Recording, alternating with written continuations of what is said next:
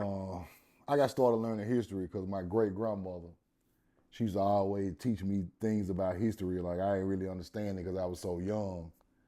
Um, she used to say that some English words are Hebrew, and that this language, the Hebrew language, came from America, and the original Hebrews came from America, and it went along with the first people to farm the land and plant crops in the world from ancient times, right? But I was so young, I didn't really understand what she was saying. Then when I got a little older, I started to research it, and then I started to understand what she was saying. So that's what really started me getting interested in history. When I got a little older, I just started studying everything that she told me um, when me and her used to talk, right?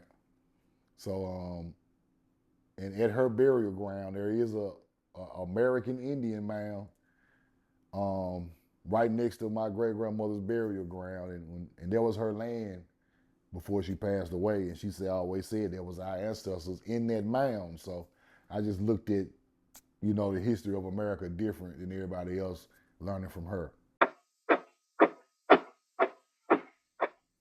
She told me that and after I researched it also, she told me that the mound builders are the ancient culture, ancient melanated people who are the ancestors of our people in the southeast of America today. So she said the mound builders are really just your ancestors, just in an older time, before there was tombstones and all of that.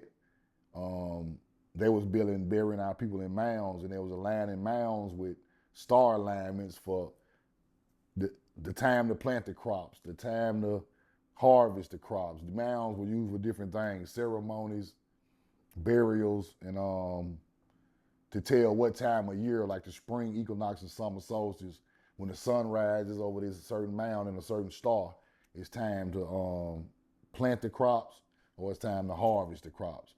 And like I say, she was talking about this in the 90s.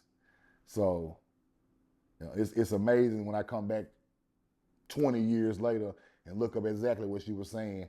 And it's all in books exactly how she said it. And I know for sure she wasn't reading no books, so her ancestors had to teach her that. And that what made that amazing to me to learn that from her.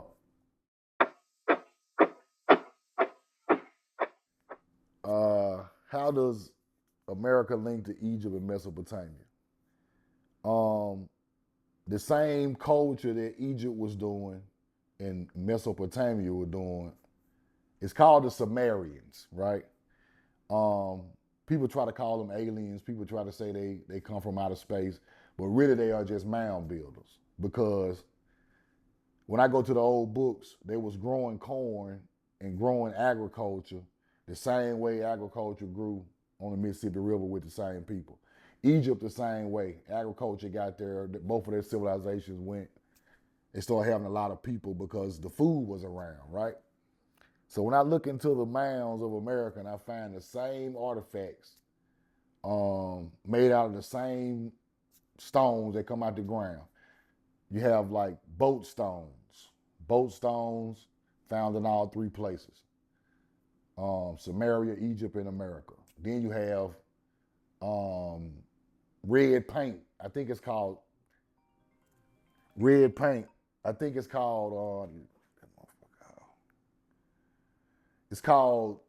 um, I think it's called steatite. It's red. It's a red stone that comes out of the ground, and they used to put it on their face. So in Egypt and in the Mississippi River, and in Mesopotamia, they had this red paint they put on their face, right? This is a culture.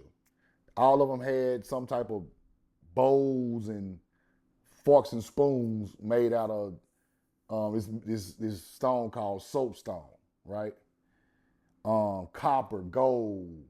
It was only one ancient culture bloodline of people doing it in BC times. So the artifacts in the mounds in America match the artifacts with Egypt and Samaria, but it's different times in history.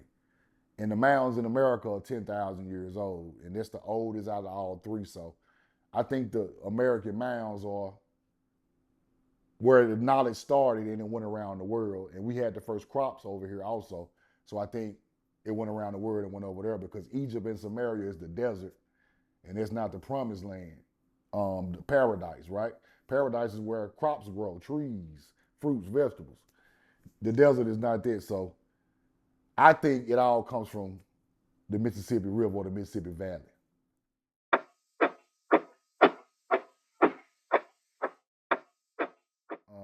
My grandmother plays a major role because without her, I would have never got the idea of um, the information that I put out today. I would have never got the idea of it. I would have never understood it.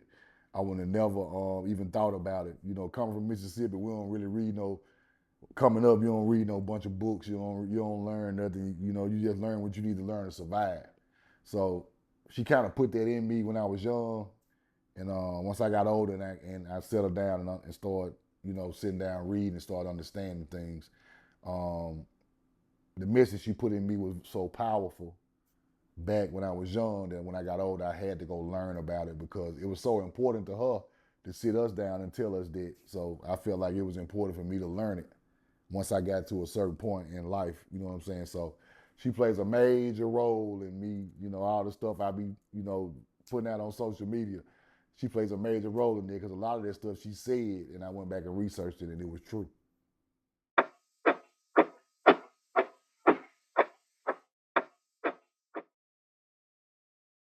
The star alignment with the Sirius star and the sun, right? That's the all-seeing eye. That's what we see with Egypt, right? The all-seeing eye, the sun and the star in the middle. This is harvest time, right? So when you have a mound, the star rises, the sun, all of it lines up, mound, Sirius star, sun, mound, Sirius star, sun, that is the all-seeing eye. That's why we put mounds in certain spots on the ground. They're just like pyramids on certain spots in the ground. So when all that align, that's what's on the back of your money.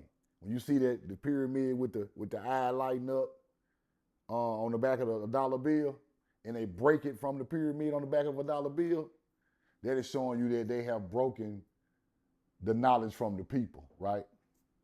So when you see, okay, on the back of a dollar bill, you got the base of the pyramid, and it's an empty space. Then they got the top of the pyramid with the eye, with the sun. What they really doing is kind of sneak dissing our people, right? Because that's our knowledge. What they are really saying is, we broke y'all from y'all ancient knowledge, right? We broke y'all from there. Y'all don't know it no more. We know it, but when we put the gap between it, that means you don't even have that. You're not connected to it no more. We broke y'all from it. We gave y'all another language. We gave y'all another way of living, so it's really like a sneak diss on the back of a dollar. You know what I'm saying? But that star alignment from Sirius, it goes Sun, Sirius, Orion's belt, Pleiades star system. If all that in the background, that's the summer solstice, that's the harvest. In the old days, our people had celebrations to that because we was able to feed our people the rest of the year, right? If we had a successful harvest, our people would survive a whole year. I'm talking ancient times now. I ain't talking about today. Ancient times, you had a bad harvest. A lot of people died because there wasn't enough food to feed the tribe or the village, right? So when a good harvest came in after that star alignment showed in the morning, that's when you harvest the crops and you celebrate and you put fruits and vegetables back on top of the mound to show love to the earth because the earth fed you, right? So the star alignment became religion. It became deities, fake aliens, and white people like to say they come from stars, but they be capping it. So our people created their star alignment to feed our people through the winter after the, you know what I'm saying, after the summer.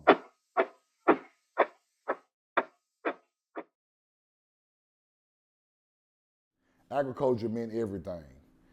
Agriculture became all of the religious knowledge, and all of this stuff came from mapping out stars from agriculture, right? So let's just go back into time to where ain't no crops.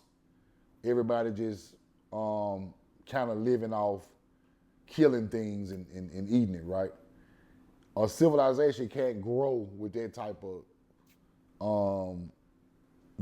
of thinking mentality because it's not gonna be enough food to go around, right? You got one deer, you got 200 people, it ain't gonna work. Our ancestors figured out how to grow crops fast, corn, squash, beans, stuff like that. And corn is man-made. People don't know that.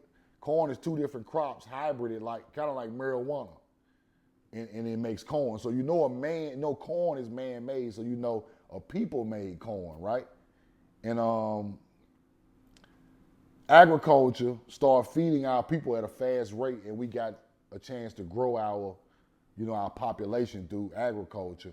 And we learned to start ladder because that's taught us when to plant it and when to harvest it. And we learned the earth by digging into the earth and getting metals and granite and limestone and all of that coming from the earth. So agriculture plays a big part of spirituality too. Our people was kind of, I ain't gonna say praying, but we was kind of wishing that we had a good, harvest, right? Because a good harvest, like I said, feeds your people through the hard times of the winter part of the year. So I read in a book, it says God's chosen people, their connection to nature or to God comes from, can they take knowledge of growing agriculture to other places that agriculture never flourished yet, like the desert, right? So when they teach us the Holy Land is Israel, Middle East, Africa, it can't be true because that is the desert, right? God's chosen people are agriculture people. There ain't a lot of agriculture in Egypt in 4,000 or 5,000 BC. Ain't a lot of agriculture in Mesopotamia 4,000 or 5,000 BC. But along the Mississippi River in 4,000 or 5,000 BC was mass agriculture. Peas, squash, beans, lemon trees. They call them citron trees. The Hebrews had citron trees, pomegranates. So when we talk about things that are in Egypt and they writing about them in the Bible, those crops are actually coming from here. And the people actually unrooted them and took them over there.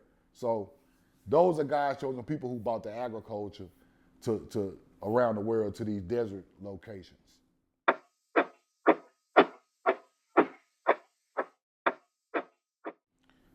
They call the Mississippi River the Nile River because everything that was done on the Mississippi River was done in Egypt. To be realistic, they try to act like the Nile was the first place cultivated for crops and people and pyramids and different artifacts. But the Mississippi River was the first place on earth with mounds aligned with stars, artifacts equivalent to Egypt's, as in what they were made out of. We all know Egypt was more advanced because Egypt is thousands of years after the Mississippi River. If a mound on LSU campus, Louisiana State campus, is 11,000 years old, right? Egypt's oldest pyramid is 5,700 years old. So that makes that mound in Mississippi aligned with the same stars 4,000 years older than Egypt. So the mound on LSU campus is aligned with a star called Arcturus, right? Arcturus is a god in Egypt. You see where I'm coming with this? The first people who mapped it out, when it evolved, it became a god in another culture because our people took it over there, right? So it's common sense to know if something exists 4,000 years before you had it, you didn't create it. So everybody try to say that teaching comes from Egypt, but that teaching comes from the Mississippi River. And when I go back through history, I see people like the Minions, brown-skinned people, coming with corn and gold to Egypt, coming with corn and gold to Greece. Where are they coming from? America, because corn from America. See, all of it kind of go together. So the reason they call the Nile and the Mississippi because the Mississippi River is where the knowledge started at. And then it moved around the world, through South America, through Asia, through the Middle East to Africa, right? The way the Mississippi River is irrigated for crops, the Nile is irrigated the same way. But this is the kicker. The people from the Mississippi River evolved and started growing crops in the desert, like Nevada, Arizona, Colorado, and they got used to working in the desert. So that teaching of us learning in the desert how to grow crops made it easier for us to grow crops in the desert in Africa and the Middle East. A lot of people say I'm wrong, but this started here because that's why they say the Grand Canyon was already cultivated, and the Grand Canyon, one of the oldest places on the face of the earth with human people, with humans living there. So the desert, the Southwest teachings taught the people who traveled how to work in the desert in Egypt and in the Middle East.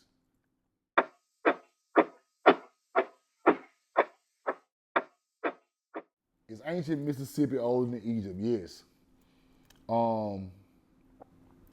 Egypt, like I say, the pyramids went up around 5,000, 5,700 years old.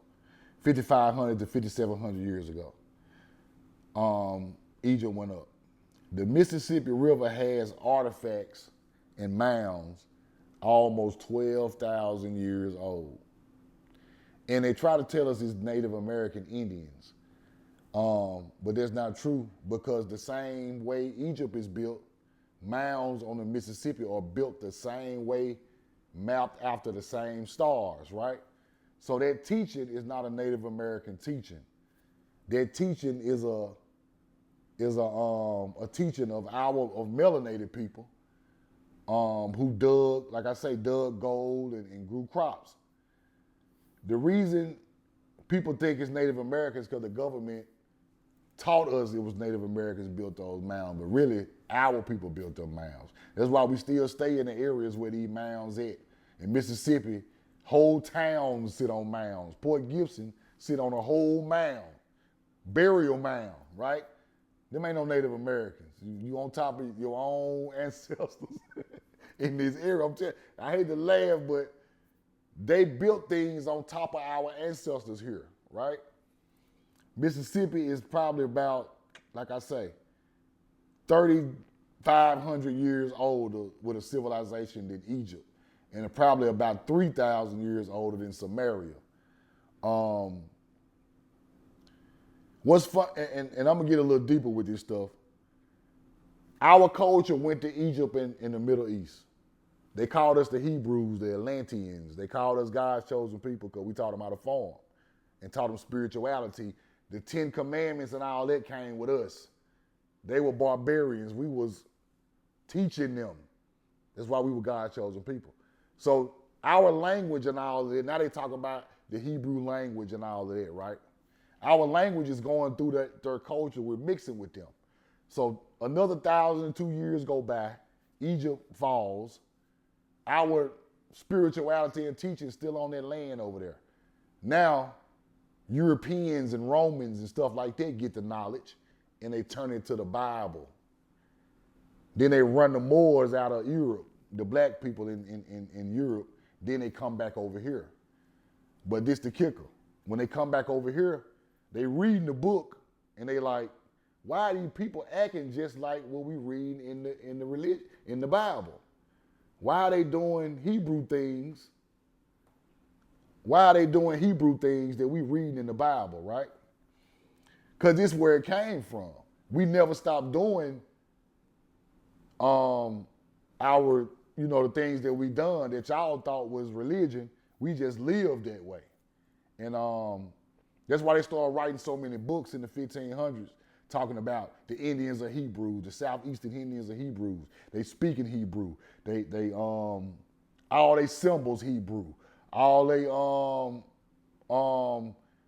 do the boy to a man ceremony. They call it a bar mitzvah with the Jewish people. But we were doing that before because it all come from us. And they don't want us to know that all of the knowledge that the Freemasons and all these secret societies got their knowledge from our ancestors, which were mound builders who became pyramid and Tartarian style builders. So it get a little deep, but that's kind of the basis of it. Let's throw one in there, man. Shit. Something to freestyle off of. Oh, you want me to ask? Yeah, just something you just can think of. Yeah, anything. Anything. I'll take a wild card. Something I ain't kind of pre-do. Let me see. I'm trying to see. It can come out what I just said. Anything out what I just said. Yeah, I want to know more about the corn. Like, what type of crop did they mix to make the corn? Make the corn. I thought corn was goddamn. Corn is like some type of grain, like a wheat on one side, and the other side is called teosinte. Teosinte. Teosinte. It's like, it looked like corn, but it's flat and long, right? So when you mix you hybrid these two plants together, corn come back with a cob and they come back with more kernels on it, right? And what make that the corn break history is, that's like me and you create the corn. And we see it pop up across the world. And we like, somebody must have stole our idea and took it over there because it don't supposed to be there. Cause see, corn don't, for one, it's man-made, and for two, it don't just grow in the wild with the cob, right? You gotta have it already hybrided to grow like that. So when I see corn in Egypt, when I find old artifacts that they've been hiding with corn in Egypt and corn in the Middle East and Israel and all of that, you like, somebody had to bring it over there. Cause it's a hybrid, and plus it only grows in America. So somebody had to wrap them seeds up, take all the crops and all it over there. That's why you see them old artifacts when they hold in the bag and they got something in their hand. That's corn. They try to tell you it's a pine cone, but that's corn. Cause see, the reason I figured it out was I found the first city where the so-called Sumerian with the bag and the pine cone. That's what they say. I found the first city where they built their statue, and they got the corn tablets right there, showing that they was growing corn, and they were charging people for it. So why you think they were trying to hide it by saying they was what you say, honeycomb? Did you say what you say? Yeah, they're trying to hide it. They're trying to hide it. Yeah. They're trying to hide it. Because they want you to think the knowledge of them people came from that land. They don't want you to think the knowledge of, let's just say something, the biggest, grandest, oldest, smartest people in your area, you try to claim them as your own ancestors. Because you don't want to look like you know dummy. You see what I'm saying? You want to be like, they're my ancestors who built that pyramid over there. But if I go in there and see corn in there, I'm like, damn, them folk came from America. See what I'm saying? So instead of them trying to teach us that, because see, the people, we all know the people who built these pyramids and did all that Sumerian stuff with some type of Hebrews. If I link that back to America, that shows history, it turns history backwards. Now it's looking like somebody left the Mississippi River or left the Amazon in South America and went straight over there and were like, look, man, y'all over here starving, get the fuck out the way. Yeah. Let me plow their field up and show y'all how to do this. Let me teach y'all the stars so you can farm it. And people so arrogant and got an ego. And then the Bible was written saying this is the Holy Land, Africa, Middle East, but it's not. It's not. So them people been hiding them corn tablets and corn artifacts. Buddha even got corn in China. The first Buddha, black man, corn in his hand, sitting there like this in the middle of a big temple. So everybody like, what's up with the corn? The knowledge came with the people who bought the corn. So that's why I be saying roll the corn, because the corn, you can't debunk corn. It was created here, it's man-made. If I see it pop up, let's say if I grow a marijuana strain, right? And I give it to you, you take it to the other side of the world, and then you come back home and years later they saying, no man, he ain't created that. We created that. Bro, I just dropped it off to y'all. That's what kind of foolishness history gonna tell us, right? Because y'all would have never had it, we would have never brung it. Yeah. But the reason why then they say you went over there and they called you a Hebrew because you brought something they never had. You like, bro, look, this what it is. He go to Star Lamb and they grow it with. This how you plow the field. You giving them all the game, then you just leave. Now they make you a god. Because now they like, oh man, it's growing everywhere. Now we, you know what I'm saying? Now they like, they done took your name and turned it into some type of deity. Or this what go on in history, bro, because these people way more advanced than you. You sitting there eating wheat every day, then I come with oranges and lemons and cherries and talking about pineapples. You like, whoa, I wasn't never eating none of this. So now these people, you know what I'm saying, they different. So that's how I kind of broke the knowledge down. When I go through their books, they talk about all these different fruits that grow right here on the Mississippi River. Yeah. That grow right here in Mississippi, Alabama, Texas, and Louisiana. Only place in the world, pomegranate just popping up naturally is in the southeast of America. The Hebrews' sacred fruit is a pomegranate. It ain't from the desert, bro. Stop. Like, it's not from the grow. So we taught y'all that. So history be saying the Bible is from people from that area, but y'all are actually talking about people from here who bought that over there, and they call them Canaanites in the Bible.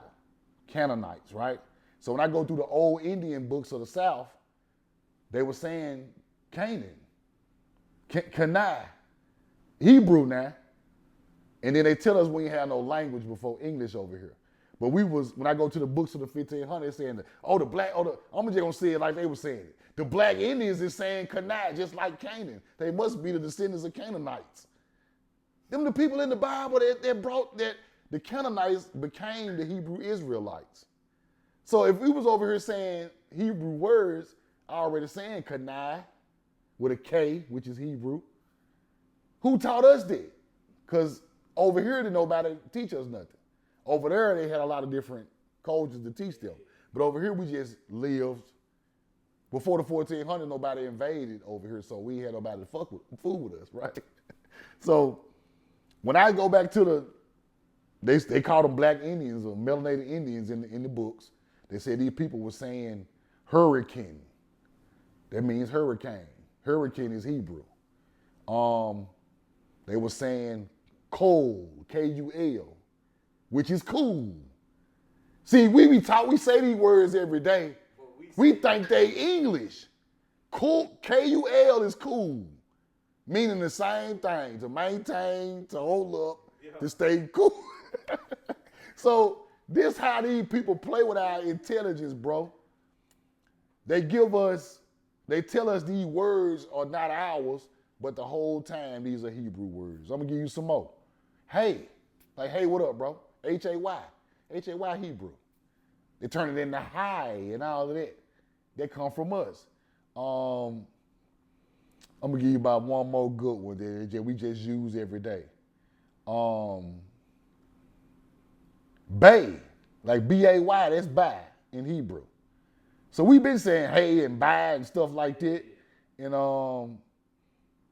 it's a whole lot of words, bro. Now some of the words go with words in the Bible that mean other things, but when I break it all down, man, the basis of those people, the languages that they say that we didn't speak, we were speaking Hebrew, and then they change a couple of letters in the word and turn it into English, and then we think they taught us that language, but the whole time it's just a switch of, like Canaan and Canaan, only difference is the K.